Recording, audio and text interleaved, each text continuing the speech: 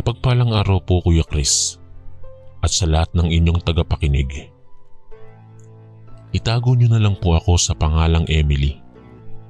57 taong gulang na ngayon at naninirahan sa Antipolo City kasama ang aking pamilya.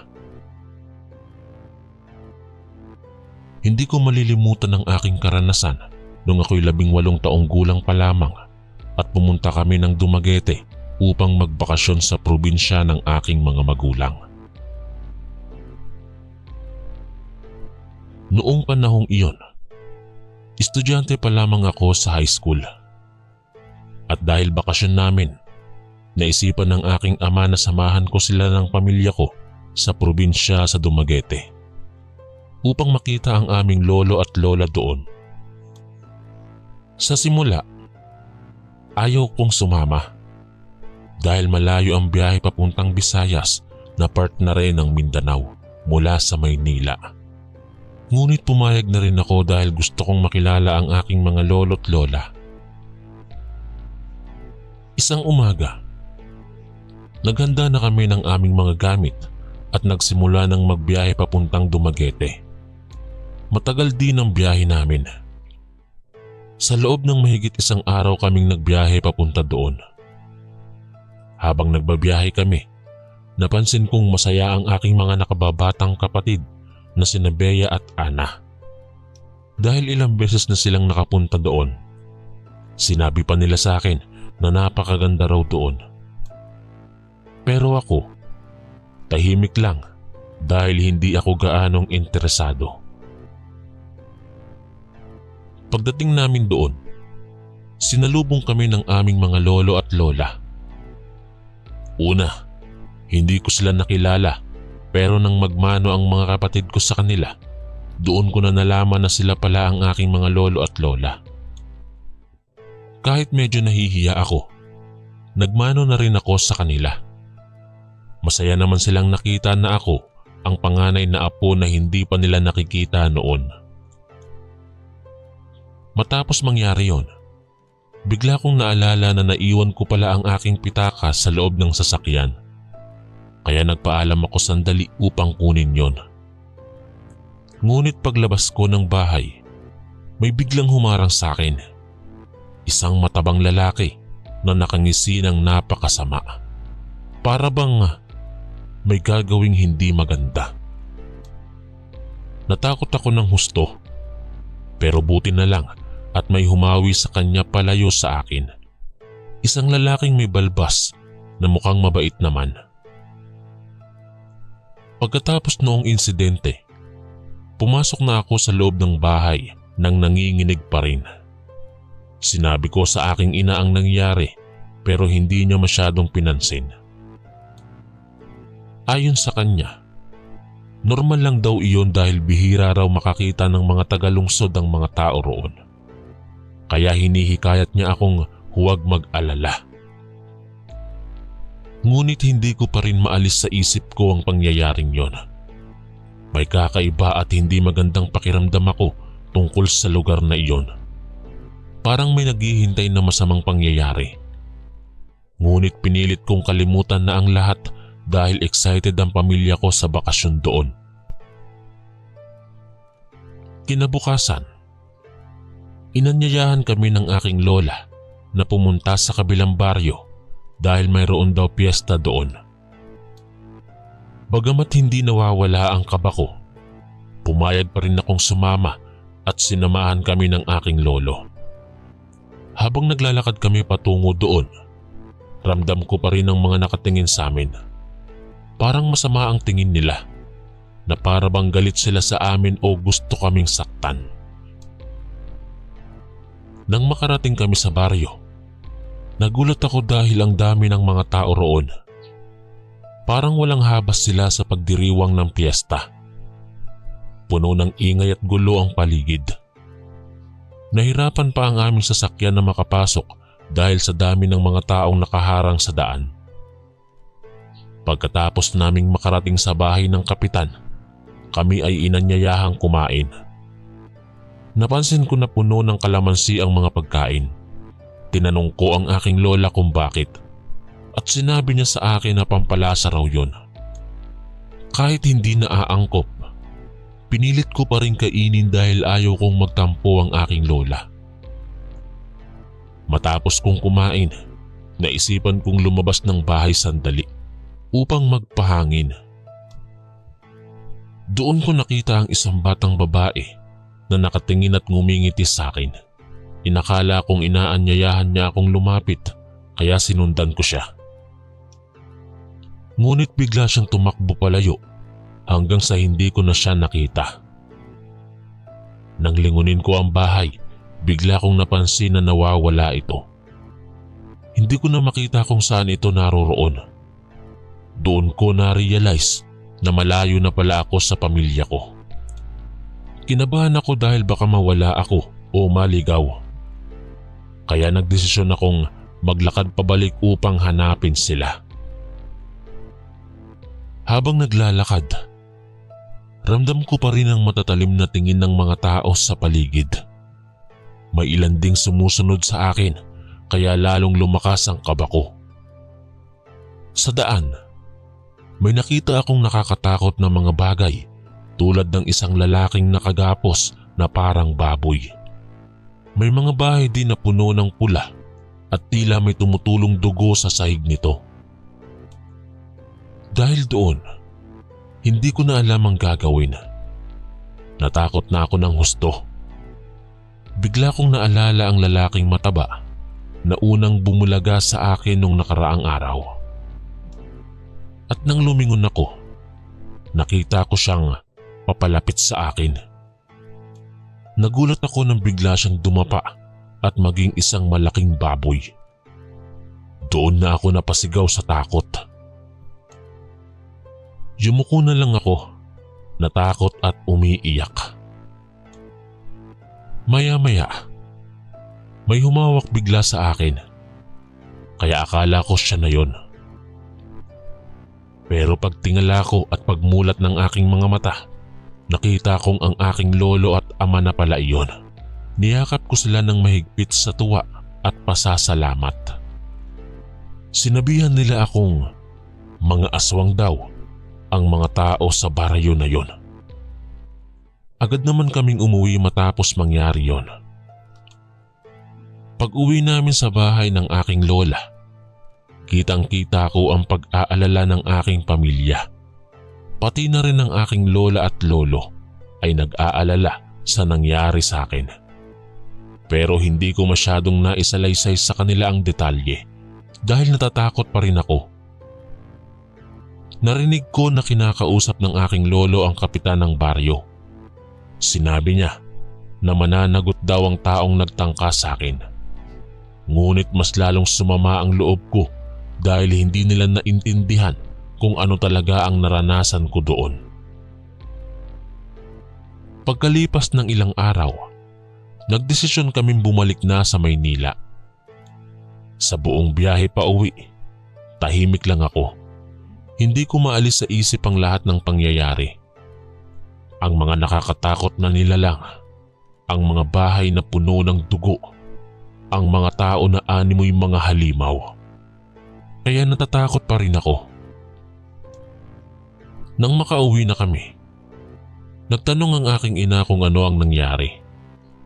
Pero tumanggi akong ipaliwanag dahil baka hindi nila ako paniwalaan. Isipin nilang guni-guni ko lang ang lahat. Kaya pinili kong manahimik na lang tungkol doon. Sa mga sumunod na araw, hindi ko pa rin maalis sa isip ang nangyari. Tuwing gabi, nagigising ako dahil sa masasamang panaginip. Lagi kong napapanaginipan na nandoon ulit ako sa baryong iyon. Sinusundan ng mga nilalang, naliligaw at nalalagay sa panganib. Dahil doon, naapektuhan ang aking pag-aaral at pakikisalamuha sa iba. Madalas akong mag-isip ng mag-isa. Ni hindi ako makapag-focus sa klase dahil lagi kong naaalala ang nangyari. Unti-unting nawawala ang sigla ko dahil lagi ko na lang naiisip ang takot na nararamdaman. Ngunit isang araw, naisip kong kailangan ko nang harapin ang nangyari upang makaakyat muli. Kaya napagdesisyonan kong ikwento sa aking pamilya ang lahat. Sa unay natatakot akong hindi nila ako paniwalaan. Pero sa halip ay sinuportahan nila ako. Doon ko na-realize na kailangan kong kalimutan na ang takot upang makabangon muli. Matapos kong makapagdesisyon na harapin ang nangyari, unti-unti ko nang nakakalimutan ang takot. Naibalik ko na ang dating sigla ko at nakapag-focus na ulit ako sa pag-aaral. Ngunit minsan, bumabalik pa rin sa akin ang mga alaala. Minsan, habang nag-aaral, bigla ko nalang maiisip ang mukha ng lalaking naging baboy o ang mga bahay na puno ng dugo. Kapag ganon, kailangan kong magpahinga sandali at alisin sa isip ko ang mga iyon. May mga pagkakataon din na habang naglalakad sa kalye, may makikita akong mukha o kilos na parang kamukha ng mga taong nakita ko sa baryo. Minsan ay mapapatigil ako sandali dahil doon, pero pinipilit kong ituloy ang paglalakad. Alam kong hindi na maaaring mangyari muli ang naranasan ko. Tuwing gabi, humihinga ako ng malalim bago matulog upang mapanatili ang katahimikan ng isipan ko. Kapag nagigising dahil sa masamang panaginip, dahan-dahan kong pinapayapa ang sarili. Sinasabi ko sa sarili ko na tapos na ang lahat ng iyon at panaginip lang ang lahat. Sa tuwing naaalala ko ang pangyayari, sinasabi ko sa sarili ko na iyon ay bahagi na ng nakaraan. Hinihikayat ko ang sarili kong tumuon sa kasalukuyan at sa mga bagay na dapat kong gawin. Unti-unting nawawala na ang takot sa tuwing naaalala ko ang nangyari. Ngayon ay kapag naaalala ko ang lahat, hindi ko na hinahayaang maapektuhan pa ako nito. Binibigyan ko ng pansin ng mga bagay na mas importante tulad ng pag-aaral ko at pamilya ko. Dahil dito, nasusulong ko na ang buhay ko nang hindi ako pinangingibabawan ng takot. Matagal din bago ko nagawang harapin ng buong tapang ang nakaraan. Pero salamat sa suporta ng aking pamilya, natutunan kong pakawala ng takot at magpatuloy sa buhay. Ngayon ay handa na akong tumingin ng diretsyo sa hinaharap ng walang pangamba. Malaki ang pasasalamat ko sa aking pamilya sa pagsuporta nila sa akin para malampasan ang takot dala ng nangyari nung ako'y bata pa. Lalo na ang aking mga magulang. Hindi nila ako iniwan sa gitna ng lahat ng pinagdadaanan ko. Ngayon ay may sarili na akong pamilya. Ipinapasa ko sa aking mga anak ang aral na natutunan ko. Lagi kong sinasabi sa kanila na huwag matakot harapin ang anumang hamon sa buhay. Sasamahan ko sila sa lahat ng pagsubok na darating. Nung una, hindi madali para sa akin na buksan sa aking mga anak ang tungkol doon.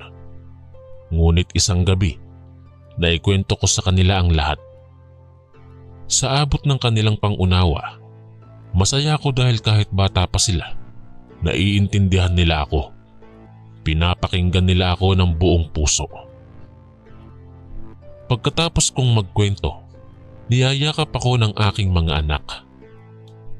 Sabi nila, natapat kong naharap ang lahat at naging matatag para sa kanila.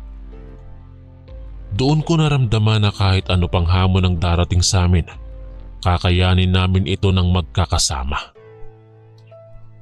Ngayon ay tuwing naaalala ko ang nangyari, hindi na ako natatakot o nalulungkot.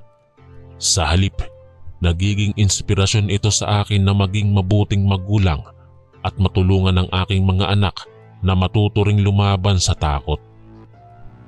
Dahil dito, mas nagiging malapit ang relasyon ko sa aking pamilya.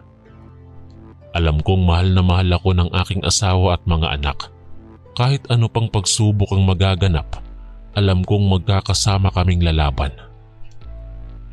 Sa tuwing nakikita ko ang ngiti ng aking mga anak, natututunan kong maging masaya sa kasalukuyan at huwag nang angkinin ng takot ang hinaharap. Napatunayan ko na sa tulong ng pamilya, malalampasan ang anumang paghihirap. Ngayon ay buong pusong binibigay ko ang sarili ko bilang ina at asawa. Araw-araw, pinagsisikapan kong paligayahin ng aking pamilya at gabayan sila sa tamang landas. Alam kong ito ang pinakamahalaga sa lahat. Salamat sa aking mga anak at asawa at mga magulang. Dahil sa kanila, napagtanto ko na ang buhay ay patuloy na laban ng pag-asa, laban sa takot. At ang pag-ibig ang susi para maging matatag sa anumang hamon. 57 taong gulang na po ako ngayon. May sariling pamilya na at masasabing masaya naman ang naging buhay ko. Subalit minsan, naisip ko ring ibahagi ang karanasan kong iyon sa iba upang makatulong din sa kanila. Isang araw, nakilala ko si Aling Alma, isang matandang babae na nagtitinda sa palengke. Sa tuwing namimili ako sa kanya, madalas niyang ibahagi sa akin ang mga problema niya sa buhay. Ramdam na ramdam ko ang bigat na dinadala niya sa puso. Isang umaga, muli akong namili kay Aling Alma. Pagkatapos kong mamili, umupo ako sandali sa tabi niya. Naramdaman kong ito na ang pagkakataon para ibahagi sa kanya ang tungkol sa nangyari sa akin nung bata pa ako. Nung una ay nag-alinlangan pa ako dahil baka hindi niya ako paniwalaan o isipin na nagsisinungaling ako. Ngunit naisip ko ring kailangan niyang marinig ito upang maiwasan niyang madumi na ng takot ang kanyang isip tulad ng naranasan ko dati. Kaya naman ay kahit nanginginig, sinimulan kong ikwento kay Aling Alma ang lahat. Habang nagkukwento ako, ramdam ko ang bigat na iniwan sa aking dibdib nang matagal kong itinago ang kwentong ito. Parang bawat salita ay nagbubuhos ng lakas sa puso ko. Nang matapos ako, hinihintay ko ang reaksyon ni Aling Alma.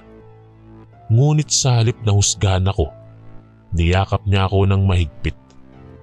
Sabi niya, salamat at nagtiwala akong ibahagi sa kanya ang kwentong ito. Ito raw ang inspirasyon niya para harapin ang mga problema niya. Doon ko na-realize ang kapangyarihan ng pagbabahagi ng kwento. Maraming tao ang nakararanas ng matinding takot at pangamba tulad namin ni Aling Alma. At ang pagbabahagi ng karanasan ay makakatulong upang maghilom ang sugat ng nakaraan. Mula noon, tuwing may pagkakataon, inilalahad ko ang kwento ko sa iba pang nangangailangan ng lakas ng loob. Sa bawat pagbabahagi, ramdam kong gumagaling ang dating sugat sa aking puso hanggang sa tuluyan nitong mawala. Ngayon ay buong tapang ko nang maipakita sa iba na maaaring malampasan ang anumang takot. Ang dating karanasan ko ang nagbibigay lakas sa akin upang magpatuloy sa buhay na puno ng pag-asa at malasakit sa kapwa. Ngayong ako ay nasa ganitong edad na, naisipan kong isulat ang aking karanasan upang maibahagi ito sa mas maraming tao. Alam kong marami pang iba na may mga kwentong katulad ng sa akin at nais kong bigyang inspirasyon sila. Nung una, nag-alangan pa ako. Paano ko ba uumpisahan? Paano ko ipapaliwanag ng maayos ang lahat ng detalye? Ngunit naisip ko ring ito ang paraan upang tuluyang malagpasan ang nakaraan. Kaya nagsimula akong magsulat. Sa unang pagsusulat pa lamang, ramdam na ramdam ko ang emosyon. Parang bawat salita ay humuhugot sa aking puso. Mahirap ibalik ang mga alaala pero kailangan kong gawin ito. Sa tuwing natatapos ang isang kabanata, kinakausap ko ang aking sarili. Sinasabi ko na tapos na iyon at panahon na para tumingin sa susunod na bahagi ng kwento. Dahan-dahan kong inilalabas ang sakit at pinalalaya ang sarili. Umabot ng ilang buwan bago ko natapos ang aklat. Sa bawat pahina, ramdam ko ang bigat. Pero pagkatapos maisulat, nadarama ko ang gaan sa puso ko. Para bang isang malaking pasanin ang nawala sa aking mga balikat. Ngayong tapos na ang aklat, handa na akong ibahagi ito sa iba. Kahit ano pang reaksyon ng mga mambabasa, busog na ang puso ko dahil natapos ko itong isulat. Ito ang hakbang ko patungo sa ganap na kalayaan mula sa nakaraan. Sa wakas, naikwento ko na ang lahat ng hindi kinakabahan o nanginginig. Ngayon ay buong tapang kong maipapamalas ang kwentong ito bilang patotoo ng aking lakas na harapin ang takot sa ngalan ng pag-asa. Naway sa pamamagitan ng kwentong ito, maibabahagi ko sa iba ang aral na hindi dapat pahintulutang ilugmok tayo ng takot. Sa halip, dapat nating harapin ito ng may tapang at tiwala sa ating puso. Salamat sa pagtitiwala at pagsuporta ng aking pamilya habang isinusulat ko ang kwentong ito. Kaya ang lakas ko. At sa lahat ng mambabasa, sana ay maging inspirasyon sa inyo ang kwentong ito, tulad ng pagiging inspirasyon nito sa akin. Ngayon ay nagawa ko ng ganap na harapin ang nakaraan. Nasa tamang edad na ako para tumingin sa positibong bagay at maging bukas sa hinaharap. Kailan lamang ay ipinadala ko na sa publisher ang kwentong ito. Sabi nila, magugustuhan ito ng mga mambabasa dahil makapagbibigay ito ng inspirasyon sa kanila. Hindi ko inaakalang mararating ko ang puntong ito. Ngunit ang pinakamasayang balita ay nang malaman kong isa sa unang bumili ng aklat kung saan ay isinulat ko ang kwento ay si Aling Alma. Nang makuha niya ito, agad siyang tumawag sa akin. Napaiyak siya sa telepono habang binabasa ang aklat. Sabi niya, salamat dahil sa aklat na ito, unti-unti na niyang nalalampasan ang takot niya. Naalala niya ang aming pag-uusap noon at kung paano ko siya binigyan ng lakas ng loob. Iyon daw ang naging inspirasyon niya. Doon ko naramdaman na sulit ang lahat ng paghihirap ko sa pagsusulat. Isang malaking bagay na maging bahagi ng paghilom at pagbangon muli ng ibang tao. Yun na siguro ang pinakamahalagang misyon ko sa buhay. Kaya sa lahat ng nagbabasa ng aklat na ito, huwag pasisinungalingan ang takot. Harapin ninyo ito ng buong tapang dahil kayo ang magtatakda kung paano ninyo haharapin ang buhay. Hanggang dito na lang po, Kuya Chris. Maraming salamat po sa pagbasa ng aking kwento. Ako po si Emily, ang inyong kaistorya.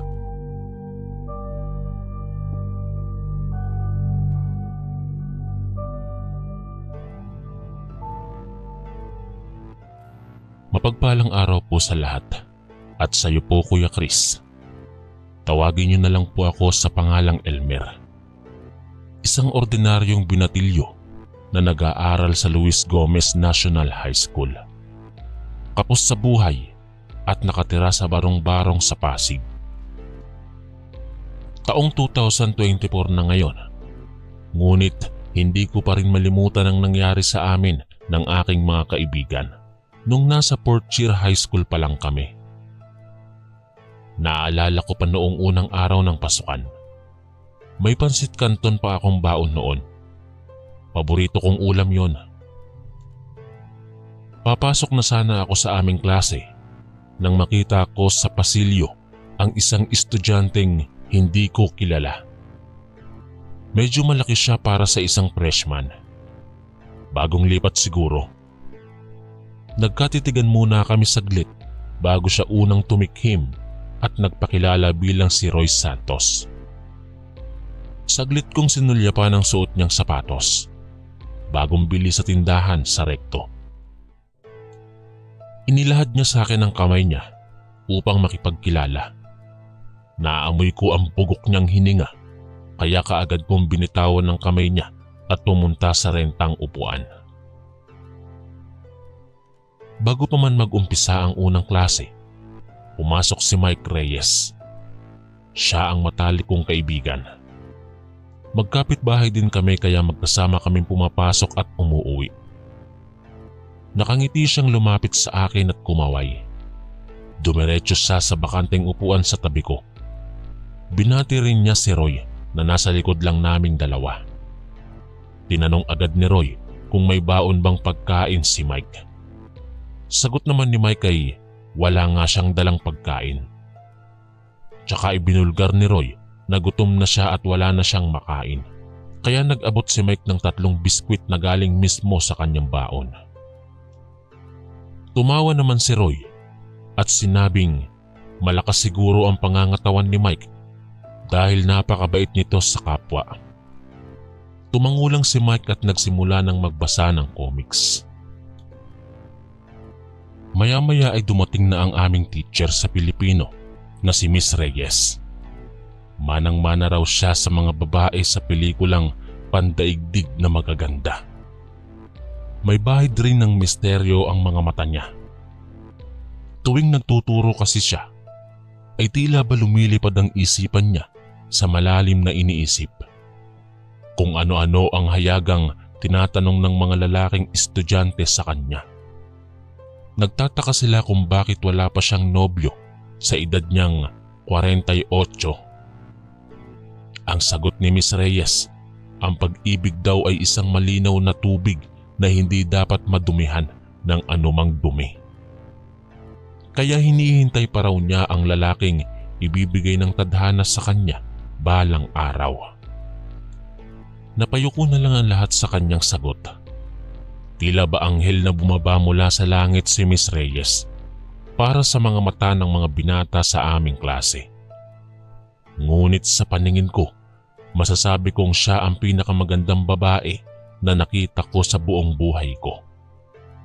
Sapat na ang kanyang mga matang nagmumula sa kalangitan upang mahalin siya magpakailanman.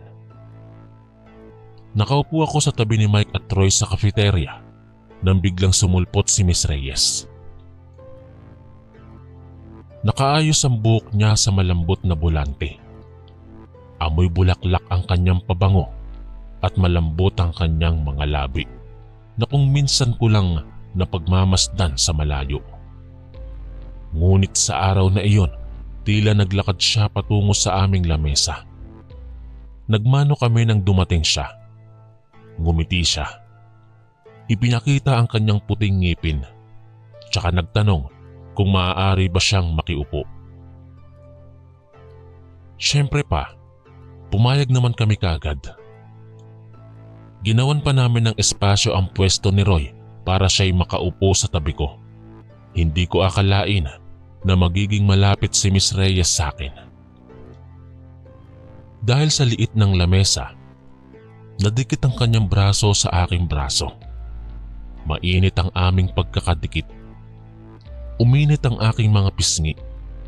Tumingin lang sa amin si Roy ng masama habang kumakain ng hamburger na pinadala sa kanya ng kanyang ina.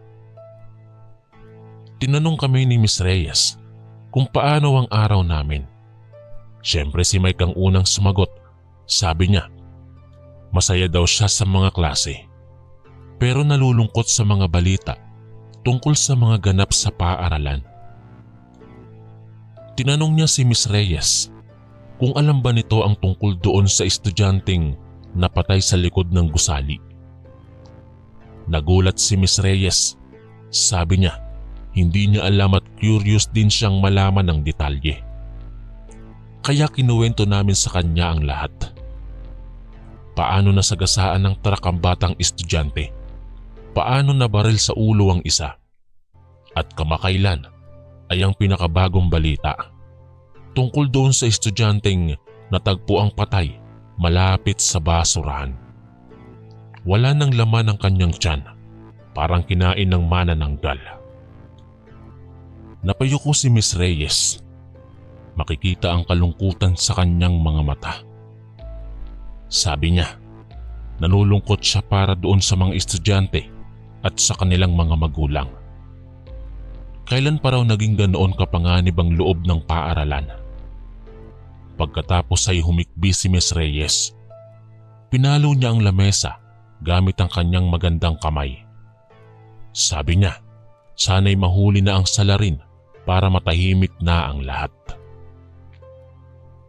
Pagkatapos noon ay mabilis na tumayo si Miss Reyes. Nagpaalam muna siya sa amin dahil daw may importanteng lakad siya. Bago pa man makaalis, hinawakan ko ang kanyang braso. Tinignan niya ako ng malalim habang hawak ko pa rin ang kanyang braso. May kakaibang kislap ang kanyang mga mata. Lihim kong ipinagdasal na sana'y ako na lamang ang kanyang mamahalin. At sana rin ay mahuli na ang salarin sa likod ng mga pagpatay. Pagkatapos ng lihim kong paghingi ng dasal, bumalik kami sa aming pag-uusap ni na Mike at Roy. Sinabi ni Roy na curious din siya kung sino ang nasa likod ng mga napapabalitang krimen sa loob ng aming paaralan. Biglang nagkwento si Mike. Sabi niya, nung isang gabi, habang nagpapasabog siya sa gilid ng kalsada, ay nakita niya raw si Miss Reyes. Ngunit hindi ito ang Miss Reyes na nakilala namin, ang masayahin, mabait at magandang guro. Nakita raw ni Mike na kakaiba ang anyo ni Miss Reyes. Hubot-hubad ito habang gumagapang sa lupa na tila isang hayop. Ang buhok ay magulo at ang mga ngipin ay matutulis. Nagtaka sila Roy sa sinabi ni Mike. Hindi daw kasi maaaring totoo ang sinasabi ni Mike dahil imposibleng maging ganun ang anyo ng isang tao, lalo na si Miss Reyes. Mabait at mukhang anghel ito, kaya mahirap paniwalaan. Pero nanindigan si Mike sa kanyang sinabi. Kaya napagpasya naming sundan si Miss Reyes pauwi upang matiyak kung nagbabago nga ang anyo nito kapag gabi na. Ang liwanag ng buwan ang aming naging gabay. Dumating kami sa tapat ng bahay ni Miss Reyes. Kumakaluskos ang mga dahon sa puno sa labas ng bakod. May malalaking butas sa gilid kaya madali kaming nakapasok. Napansin ko ang tahimik na paligid. Walang kuryente sa loob ng bahay. Hawak namin ni na Mike at Roy ang aming mga flashlight habang tahimik kaming naglalakad patungong likod ng bahay. Sandaling tumigil ako nang may marinig akong kaluskos. Rinig na rinig namin ang kalabog ng mga yapak sa sahig. Tinawag ni Mike si Miss Reyes, ngunit walang sumagot. Sa halip, isang matandang babaeng nakahubad ang biglang lumitaw sa harap namin. Pero hindi ito si Miss Reyes. May mga matang nagniningning ito sa dilim. May matutulis na ngipin at mahahabang kuko. Agad kaming napatakbo palabas ng bakod. Ngunit bago pa man kami makalabas ay sumigaw si Roy. Nahuli siya ng halimaw. Napatingin ako sa likod at nakita ko ang madugong katawan ni Roy na nakahandusay sa lupa. Patay na siya. Nawala ako sa aking ulirat hanggang sa marinig ko ang isang sigaw na malakas. Yun pala si Mike. Sinisigawan niya ako na tumakbo na dahil malapit na sa akin ang halimaw. Napatingin ako sa likod at nakita ko si Miss Reyes na papalapit na sa akin. Tumakbo na ako ng mabilis paalis sa bakuran. Narinig ko ang huling sigaw ni Mike bago tuluyan akong tumakbo palabas ng subdivision. Hindi ko na alam kung anong nangyari sa kanila. Ang alam ko, nasagip ko ang aking sarili. Ngunit paano na sila? Tumakbo ako ng tumakbo papalayo sa subdivision kung nasaan ang bahay ni Miss Reyes. Lumalalim na ang gabi, ngunit nagpatuloy lang ako sa pagtakbo. Dumiretso ako sa himpilan ng mga pulis. Nasagi ko ang ilang mga taong naglalakad sa kalsada pero hindi ko pinansin ang kanilang mga reklamo. Ang gusto ko lang noon ay makaligtas. Nang makarating ako sa himpilan ng pulis, agad akong sinalubong ng mga tanod. Tinanong nila ako kung ano ang problema, ngunit hindi ako makapagsalita. Hingal na hingal ako sa kakatakbo. Inalalayan nila ako papunta sa loob ng himpilan kung saan ibinigay nila sa akin ng isang basong tubig. Uminom ako habang hawak nila ang aking balikat para kumalma. Matapos ng ilang minuto, nakapagsalita na rin ako. Sinabi ko sa mga pulis na namatay sina Roy at Mike. Isinalaysay ko ang lahat mula nang sumunod kami kay Miss Reyes hanggang sa namatay na nga ang dalawa kong kaibigan. Hindi makapaniwala ang mga pulis. Sabi nila, walang Miss Reyes na nakatira sa address na binanggit ko. Pero nanindigan ako sa aking sinabi. Kaya nagpadala sila ng mga mobile patrol para i-verify ang aking kwento. Nang bumalik ang mga pulis na iyon, ibinahagi nila na tama ang aking sinabi.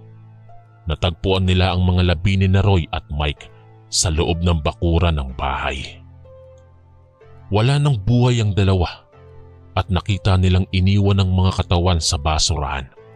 Walang laman ang kanilang mga tiyan na tila kinain ito ng isang malupit na hayop. Pero nang pumasok sila sa loob ng bahay, wala silang nakitang tao doon. Tinanong ako ng hepe kung ano ang itsura ng babaeng nakita ko. Pero wala akong maalala dahil sa sobrang takot. Ayon sa kanila, malamang ay gumamit lang ng peking pangalan ng babaeng nakita ko at umalis na ito para takasan ng batas. Subalit akala ko rin ay ibang anyo lang ang meron si Miss Reyes sa gabi, kaya hindi ko siya nakilala. Sa kasawiang palad, wala na silang magawa para sa aking mga kaibigan. Patay na sila. Pilit kong pinipigilan ng luha ko sa harap ng mga pulis. Umuwi na lang ako ng gabing iyon na puno ng panghihinayang. Sana'y hindi na lang ako pumayag na sundan namin si Miss Reyes. Kung alam ko lamang ang mangyayari ay sana'y pinigilan ko na lang sina Roy at Mike. Ngayong nawala na ang dalawa kong matalik na kaibigan at wala na akong magagawa. Ang mga pangyayaring iyon ang lagi kong dadalhin magpakailanman. Kahit ilang taon na ang nakalilipas, hindi ko pa rin makakalimutan ng mga pangyayaring yon. Ang pagkamatay nila Roy at Mike. Minsan sa gabi, gigisingin ako ng isang bangungot kung saan nandoon pa rin kami sa loob ng bakuran ni Miss Reyes. Nakikita ko ang mukha ni Roy na nagmamakaawa na tulungan siya pero wala akong magawa. At si Mike na sumisigaw ng tulong pero hindi ko maabot ang kamay niya. Tapos biglang lilitaw si Miss Reyes sa gilid at kakagatin niya ang leeg ko hanggang sa magising na lang ako na puno ng pawis at luha. Hindi ko alam kung asa na ngayon si Miss Reyes, kung buhay pa ba siya o ano na ang nangyari sa kanya. Ang alam ko lang ay wala na doon ang bahay na pinuntahan namin. Sinunog na iyon at itinayo ang isang bagong gusali para doon. Ngunit kahit nagbago na ang lugar, ay nananatili pa rin ang alaala ng nakaraan. Minsan ay napapaisip ako, kung naging matapang lang sana ako noon ay maaaring naisalba ko sina Roy at Mike. Kung hindi lang ako tumakbo palayo at iniwan sila ng ganon-ganon na lang. Hindi ko man lang sinubukang labanan ng halimaw para mailigtas sila. Ngunit ang katotohanan ay duwag lang talaga ako. Inuna ko ang aking kaligtasan kaysa tulungan ng aking mga kaibigan. Kung nabubuhay lang si Roy at Mike ngayon, ay gusto kong humingi ng tawad sa kanila. Ipinaliwanag ko sana na hindi ko sinadya ang lahat. At kung mayroong paraan lang na mabuhay sila ulit, gagawin ko ang lahat, makuha ko lang ang kanilang pagpapatawad. Ngunit hanggang panaginip na lang siguro ang muli kong makakausap sila. Kaya habang buhay ko nang dadalhin ang bigat ng aking konsensya. Ang pagsisisi sa aking mga desisyong nagdala sa kanilang kamatayan. Sana lang ay payagan pa rin akong pumasok sa langit kasama sila balang araw upang humingi ng tawad ng harapan. Iyon na lang siguro ang huling pag-asa ko sa ngayon.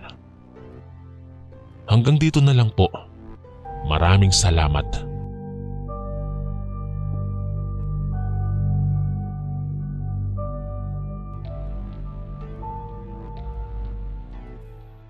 Magandang umaga po sa inyong lahat. Itago niyo na lang po ako sa pangalang Mike, isang binatilyong taga-probinsya. Sa pagkakataong ito, nais kong ibahagi sa inyo ang isang kakaibang karanasan ko noong high school pa lamang ako. Nagsimula ang lahat ng ako'y nasa ika-4 na taon ng aking pag-aaral sa lungsod ng San Pablo.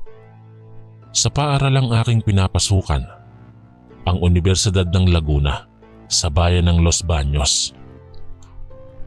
Dito ko unang nakilala at naging malapit na kaibigan si Andrew. Si Andrew ay kapitbahay namin at anak ni Aling Elena, ang matalik at kausap at katsikahan ng nanay ko tuwing hapon. 12 anyos pa lamang si Andrew nang mangyari ang pangyayaring ibabahagi ko. Isang mainit na hapon ng Hulyo nang kami ay nagtalo ng aking ina tungkol sa plano kong ipagpatuloy ang aking pag-aaral sa kolehiyo. Sinabi kasi ng nanay ko na tumigil na muna ako sandali dahil wala na siyang ipon para sa tuition ko. Ngunit ayaw kong madiskaril dahil malapit na akong makapagtapos. Nasa kalagitnaan kami ng pagtatalo nang biglang narinig namin ang isang malakas na sigaw mula sa kabilang kanto ng aming baryo. Sa paglingon namin, nakita naming sinagasaan ng isang mabilis na jeep si Andrew na gusto lamang sanang tumawid sa kalsada. Parang laruan na kung paanong tumilapon si Andrew nang salubsob sa harap ng jeep. Gumulong-gulong ito at tumama ng malakas sa isang matigas na poste ng kuryente sa gilid ng daan. Agad na dumugo ang ulot katawan niya at nanatiling nakahandusay sa semento. Kaagad kong nilapitan si Andrew at nang makilala ko siya, para na akong binuhusan ng malamig na tubig. Si Andrew, ang batang kalaro ko noon sa tuwing wala kaming pasok at madalas kong nakakasabay sa paglalaro ng sipa at patintero kasama ang iba pang mga bata sa aming lugar. Hindi ako makapaniwala sa sinapit niya. Patay na si Andrew nang dumating ang mga nurse at doktor mula sa malapit na health center. Dead on arrival na raw siya at nadurog ang kanyang lamang loob sa lakas ng pagkakabangga. Samantala, iningatan ng mga tao sa paligid na huwag makaalis ang driver ng jeep. Galit na galit sila rito dahil sa kapabayaan niyang naging sanhi ng pagkamatay ng isang musmos na bata. Dumating din si Aling Elena at nang makita niya ang sinapit ng kanyang minamahal na anak, para siyang sinaksak ng libo-libo sa puso. Sa galit at pighati, gusto na niya sanang bugbugin ng driver, ngunit pinigilan siya ng mga kapitbahay. Habang nakatingin ako sa nakahandusay na katawan ni Andrew, doon ko lang napagtanto kung gaano kadali mawala ang isang buhay. Isang bata pa lamang si Andrew, pero kinuha na siya ng kapalaran. Marami pa sanang pangarap at plano sa buhay ang bata, pero bigla na lang nawala sa isang iglap. Ito ang simula ng isang masaklap na alaala na talaga namang hindi ko malilimutan habang ako'y nabubuhay. Ang pagpanaw ng isang batang masyado pang maaga upang harapin ang kamatayan. Dumating ang sumunod na araw na puno ng kalungkutan para sa aming pamilya at sa buong baryo. Ngayon naman ang paghahanda para sa huling paalam kay Andrew. Nang makita kong nakalagay na ang kanyang kabaong sa sala nilang inayos para sa burol, doon ko lamang lubos na naramdaman ang bigat ng kanyang pagpanaw. Hindi ko maipaliwanag ang bigati na nadarama ko nang aking masilayan ng saradong kabaong ni Andrew. Hindi man kami magkadugo, naisip ko na parang kapatid ko na rin siya dahil lagi kaming magkasama noon pa man. Inalala ko ang mga masasayang sandaling aming pinagsaluhan nung nabubuhay pa siya. Ang mga paglalaro namin ng taguan at habulan sa gubat sa likod ng aming barangay. Ang mga pustahan namin kung sino ang mananalo sa sipaang bola o kung sino ang mauunang makaabot sa pinakadulo ng daan sa tuwing naglalarga kami. Ngayon ay wala na siyang kasiyahan pang mararanasan. Masyado pang maaga para harapin ni Andrew ang kamatayan. Marami pa sanang pangarap at plano sa buhay ang bata, pero bigla na lang nawala sa isang iglap. Dumating ang mga kababaihan at kamag-anak ni Aling Elena upang ipaabot ang kanilang pakikiramay. Lahat sila ay nag-iiyakan at hindi makapaniwala sa biglaang pagpanaw ni Andrew. Samantala, tulala lamang si Aling Elena habang nakatingin sa kabaong ng kanyang minamahal na anak. Mula nang makita niya ang di inaasahang sinapit ni Andrew, tila ba naagnas na ang kanyang puso at kaluluwa. Sa loob ng 4 na gabi ng burol, madalas akong magpalagi doon hanggang hating gabi. Nagtitipon kasi ang mga lalaking taga-ibang barangay upang magsugal at mag-inuman. Habang pinapanood ko sila, naisip kong napakaswerte nila dahil buo ang pamilya nila. Samantalang si Aling Elena, nawalan na ng saysay ang kanyang buhay matapos mawala ang kanyang bugtong na anak. Sa ika-4 na gabi ng burol, mga 2:00 na ng madaling araw nang marinig namin ang isang malakas na hiyaw mula sa loob ng bahay. Agad kaming tumakbo upang alamin ang nangyari. Nang makarating ako sa silid, nakitang nakatayo si Aling Elena sa harap ng bukas na kabaong ni Andrew. Humahagulgol siya at nanginginig ang kanyang mga binti. Naroon din ang kanyang asawa na niyayakap siya upang mapanatili ang kanyang balanse. Laking gulat ko nang makitang wala na pala sa loob ng kabaong ang katawan ni Andrew. Sa halip ay may isang mahabang saging lamang doon na nakapatong sa gitna. Sa pagkakataong iyon, naalala ko bigla ang mga kwentong banta tungkol sa mga aswang na pumapasok sa mga burol upang nakawin ng mga patay. Ngunit akala ko'y mga kwentong barbero lamang iyon. Hindi ko lubos maisip na mangyayari talaga ang ganitong kahindik-hindik na pangyayari. Kaagad kaming naghanap kung saan maaaring dinala ang katawan ni Andrew.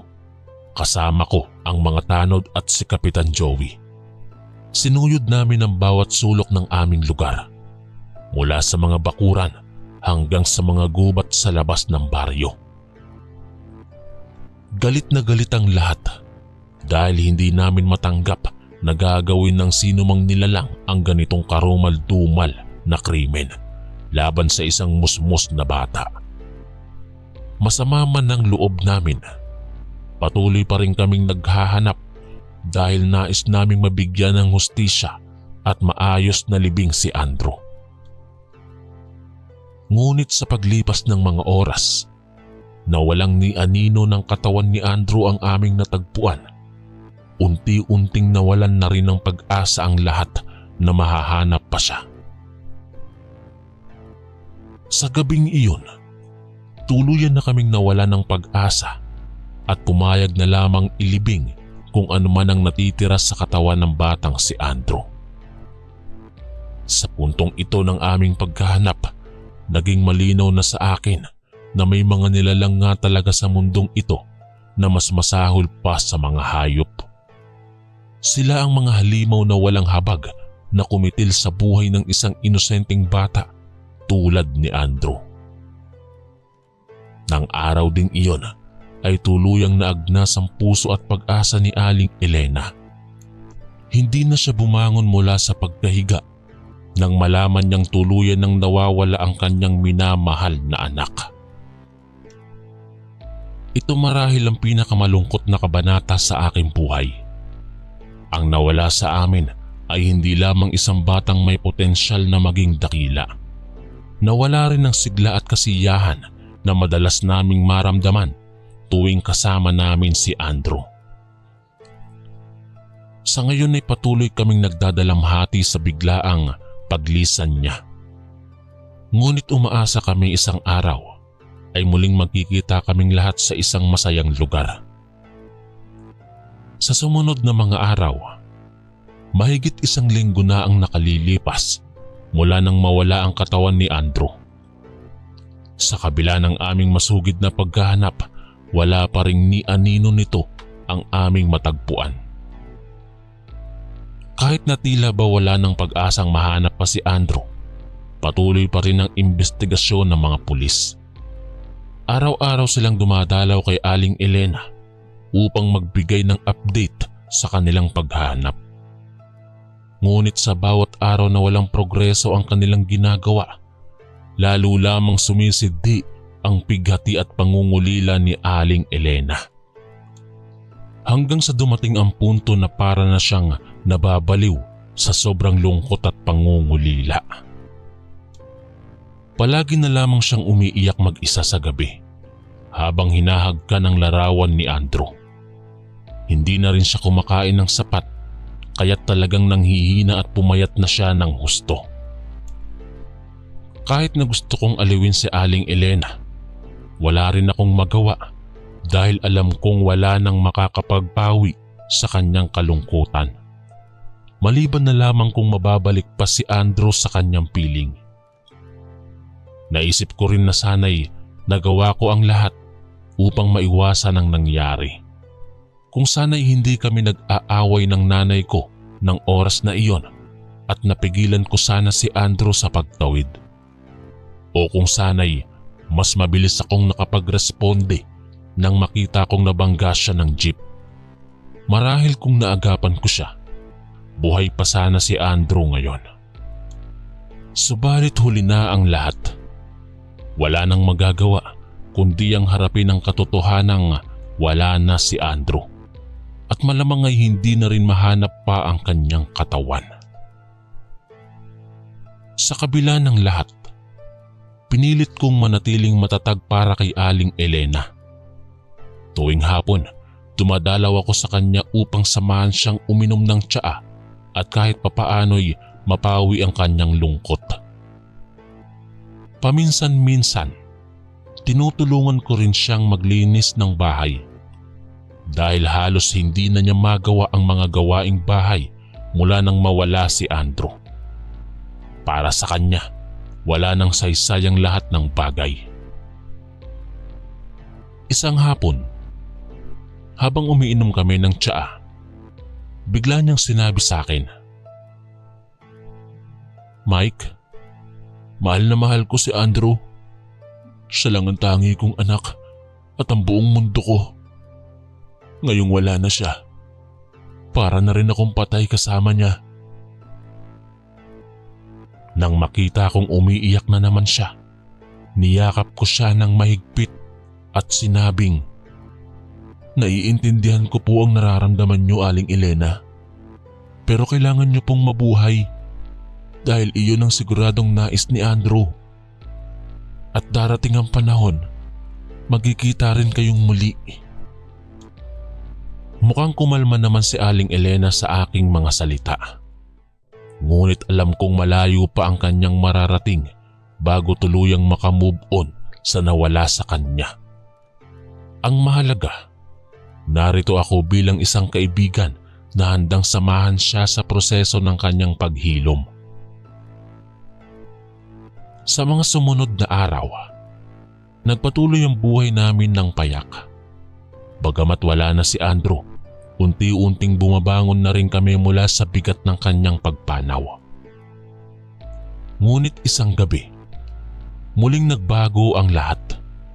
Muling naganap ang isang kahindik-hindik na pangyayari na talaga namang magpapatibay sa amin na mayroong kasamaan sa likod ng pagkawala kay Andrew. Ito ang simula ng huling yugto ng aming paghahanap sa katotohanan at hustisya para sa walang malay na batang inagaw sa amin ng masamang nilalang.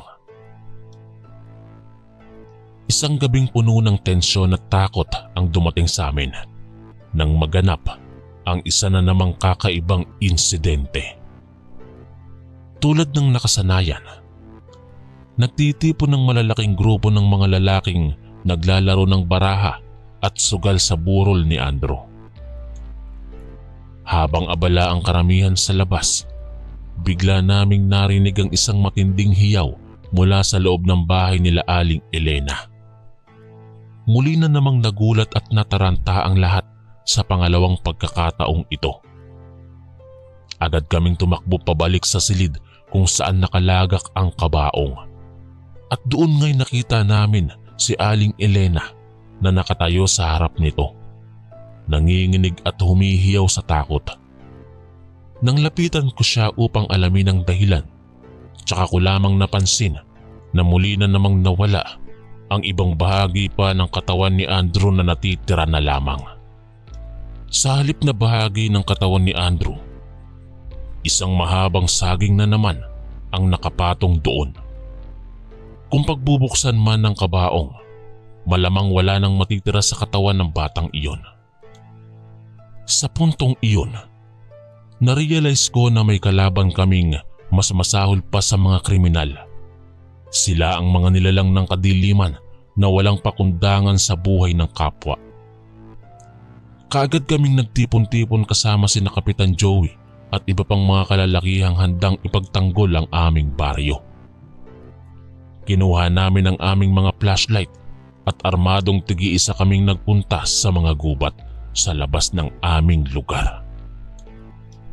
Tahimik na hinanap namin sa bawat sulok ng kagubatan ang sino mang may kinalaman sa pagnanakaw ng iba pang parte ng katawan ni Andrew na natitira na lamang sa loob ng kabaong.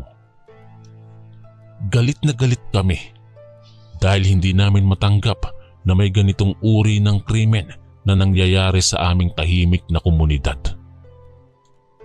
Matapos ang ilang oras na walang kibot o kahit anino man lang ng salarin, unti-unti na kaming nawawalan ng pag-asa. Ngunit bigla akong napatigil nang mapansin ko sa gilid ng kagubatan ng anino ng isang nilalang. Dahan-dahan kong nilapitan iyon habang hawak ang aking flashlight. At nang tumama ang liwanag dito, tsaka ko lamang nakita ng malinaw kung ano ang nilalang na yon. Isang tunay na halimaw. May mahabang buhok sa ulo at balahibo sa katawan. Namumula ang mga mata nito na para bang may dugo. May matatalas din itong mga ngipin at may ikling paang parang sa hayop. Nang makita ni Kapitan Joey ang nilalang, agad niya itong binaril, ngunit mabilis itong umiskapo.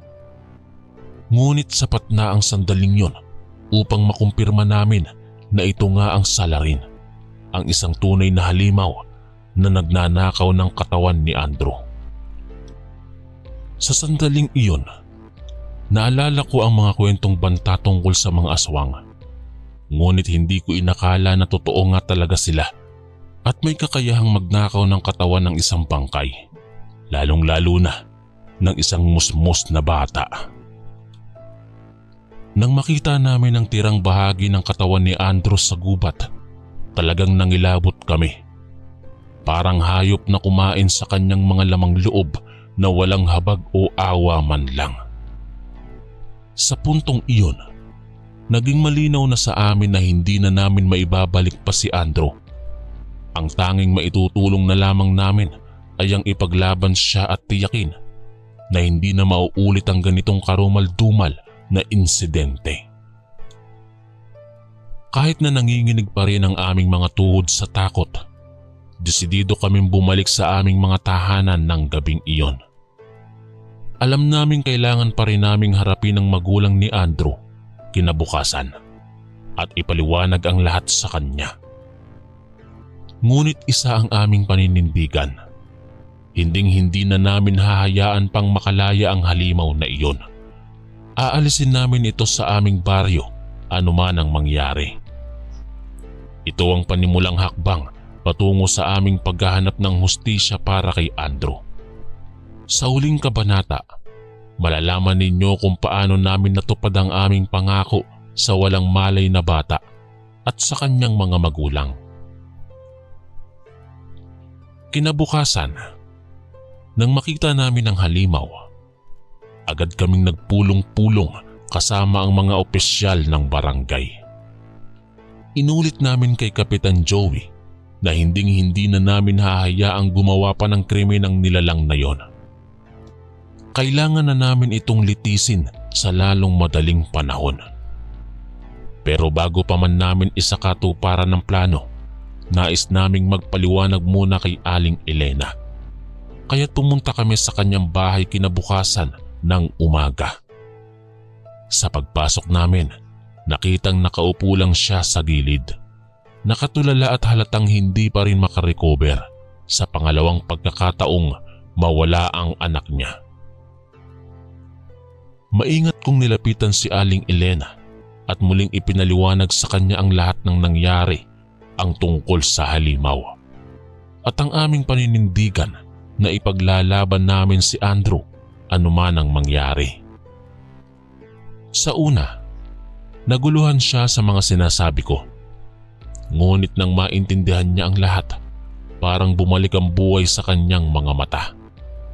May pag-asa na ulit na maibabalik namin ang hustisya para sa kanyang anak.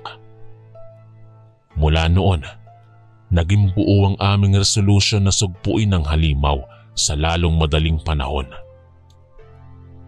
Gabi-gabi, nagbabantay kami sa paligid ng aming barangay. Nag-iikot at naghahanda sakaling bumalik ito. Matapos ang ilang linggo ng pagbabantay ng walang kibot ng halimaw, unti-unting nawawala na naman ang pag-asa ang iba naming kasamahan. Ngunit ako at si Kapitan Joey, desidido pa ring magpatuloy. At nang dumating ang 15 gabi ng aming pagbabantay, heto't bumalik nga ang halimaw. Nakita namin itong papalapit sa isang bahay kung saan may burol. Kaagad kaming humanda sa direksyon nito at bago pa man ito makapasok sa bahay, binulabog na namin ito. Nagulat ang halimaw nang makita kami at mabilis itong tumakas papunta sa madilim na bahagi ng gubat. Sinundan namin ito kaagad nang walang pag-aalinlangan. Sa unang pagkakataon, handa na kaming harapin ang nilalang. Gabi-gabi namin itong hinihintay at ngayong andito na, tiyak na hindi na namin ito pakakawalan. Habang kami ay tumatakbo sa gubat, naririnig namin ang malalim nitong pag-ungol. Mukhang nasugatan namin ito ng pagbabarilin kanina, kaya napilitang tumigil ito sa isang sulok at doon nagpahinga. Nang abutan namin ito, wala na itong lakas pang tumakas o lumaban. Hubad na hubad ang katotohanan na ito ang nagnakaw kay Andrew at marami pang iba. Walang awa nitong sinugatan ng aming komunidad at marami ang nagdadalamhati dahil dito. Sa puntong iyon, desidido na kaming wakasan na ito. Para kay Andrew, para sa lahat ng mga inosenteng biktima nito, at para na rin sa aming kapayapaan. Isa-isa kaming nagpaputok ng baril hanggang sa tuluyan na itong hindi na gumagalaw.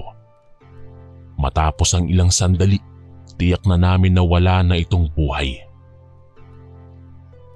Nang gabing iyon, muli naming naramdaman ng saya at ginhawa. Nabigyan na rin ng katarungan si Andrew at ang kanyang pamilya. Unti-unti na naming naibabalik ang dati naming tahimik na pamumuhay. Ang halimaw na iyon ang huling nakita naming aswang sa aming lugar. Mula noon, desidido kaming patuloy na magbantay upang maiwasan ang anumang kaparehong insidente. Ngunit higit sa lahat, ang pinakamahalagang aral sa kwentong ito ay ang kahalagahan ng pamilya at pagkakaibigan. Kahit na may mga padrino ang kadiliman, mananaig pa rin ang liwanag kapag nagkaisa ang mga pusong hangad ang kabutihan. Hanggang dito na lang po ang aking kwento mga kaistorya. Maraming salamat po sa inyong pagsubaybay mula simula hanggang katapusan. Sana'y maging matibay kayong lahat na harapin ang anumang pagsubok sa buhay tulad ng aming ginawa para kay Andrew. Muli, ako po si Mike, ang inyong kaistorya.